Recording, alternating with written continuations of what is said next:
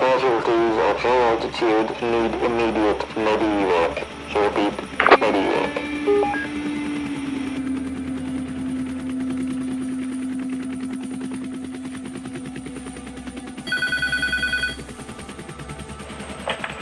Jai Hind Flight Security. Medical emergency. One casualty civilian. Low BP, go ahead with the coordinates. 790018 322700. Eastings, Northings. Roger, Jai Hind.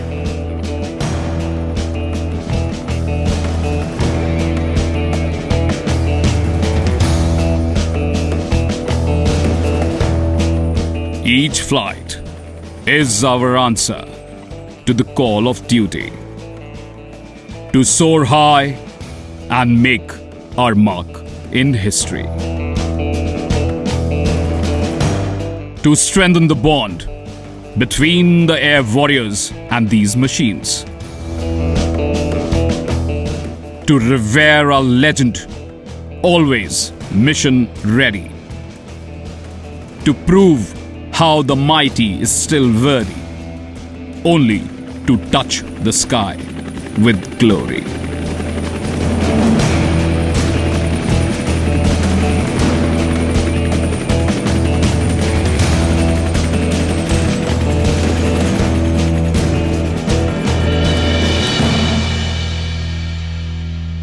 यशस्वत षट दशकम सेवा एवं निष्ठा.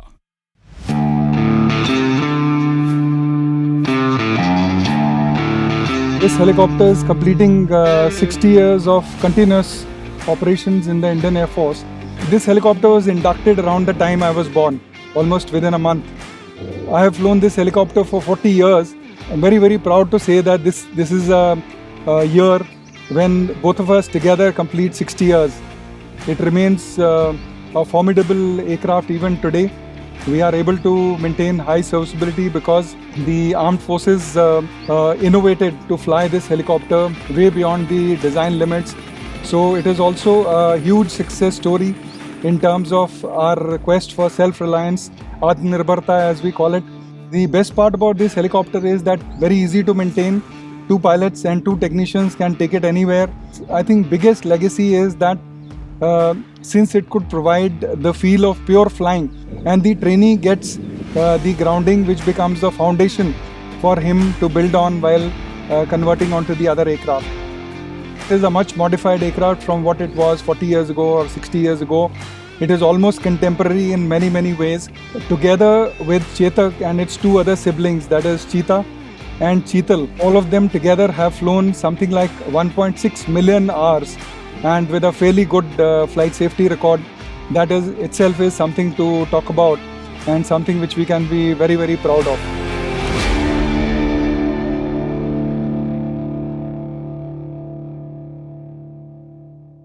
The Alouette 3 or Chetak, named after the legendary warhorse of Maharana Pratap, delivered when India needed it most. Inducted in 1962, Chetak's under 105 helicopter unit were instrumental in supplying and rescuing India's brave hearts. Chetaks wreaked havoc on Pakistani forces in the 1965 war. Flight Lieutenant Ranjit Kumar Malhotra undertook 12 sorties to Kargil to evacuate battle casualties. 14th of August 1965 saw 2 more such sorties in Srinagar Valley. The invaders fired at Malhotra's Chetak, and despite the heavy gunfire, the helicopter landed and rescued the Indian soldiers. In 1971, as India intervened to stop the genocide in East Pakistan, Chetaks in the eastern sector flew 894 sorties and approximately 727 flying hours, with 282 casualties evacuated. Flying officer Bartan Ramesh carried out 45 successful operational missions and was awarded the Veer Chakra. Flying officer Sukhdev Singh Dhillo single-handedly evacuated 87 battle casualties from the hazardous terrain in Kargil sector, earning the Veer Chakra. Flight Lieutenant C.M. Singla trained foreign pilots in Chetak, making them operational by the day and night. He even fired rockets from a modified Chetak and destroyed enemy ammunition trucks in a night mission, despite the Chetak taking some bullet hits. This earned him the Veer Chakra. 117 helicopter unit carried out 287 sorties with 165 hours and 100% serviceability. It was this unit that brought Lieutenant General Niazi and Major General Rao Farman Ali as prisoners of war. The Kargil War would see 114 helicopter unit operating from an altitude of 9,000 feet to 17,000 feet. This particular Chetak was one of the first to be inducted and is still soaring high. My entire flying career, Chetak occupies the maximum space there. When I got commissioned, the first place where I was exposed to helicopters was a helicopter training school where we flew Chetaks. Out of 38 years of service, I was active in the cockpit for about 23 years or so, and in that I'd flown 7,000 hours, of which 4,500 hours, that is almost two-thirds or 65% was flown on Chetak. So that's the importance of Chetak in my career.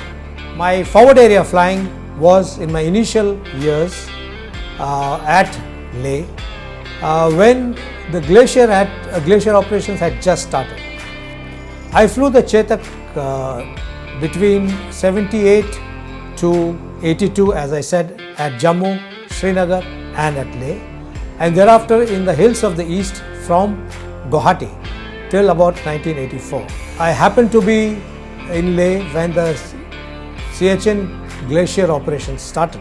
A casualty evacuation was done from the glacier, and which happened to be the first landing on the glacier that happened on the 6th of October 1978. The captain was my flight commander, Squadron Leader M.L. Monga, and it was a distinct honor to have been part of that mission.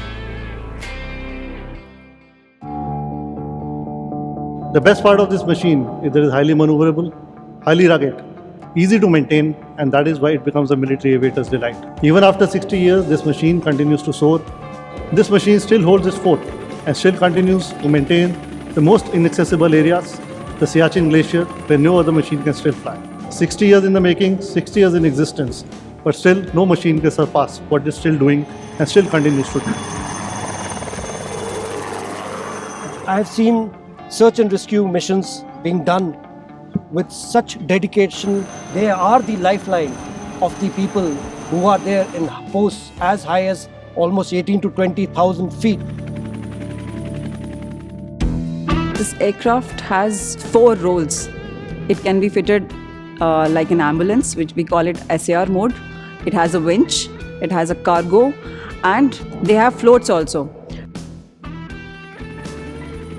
I was attached to this fleet for around 30 years. This helicopter has tremendously helped the army people for lifting for certain requirements and for dropping them from one place to another, for carrying their foods, carrying their weapons. All the helicopter pilots of the Indian Air Force have trained from the helicopter training school.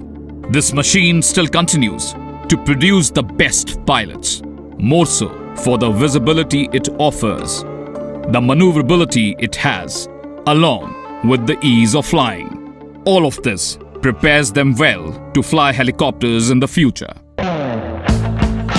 The Chetak and Cheetah have selflessly flown into the blue yonder. Their very sight and sound of their blades strike fear among those with malintent. Today, they are veterans and legends. With them, India is Atmanirbhar and Saksham to take on any challenge or threat, always on a mission mode.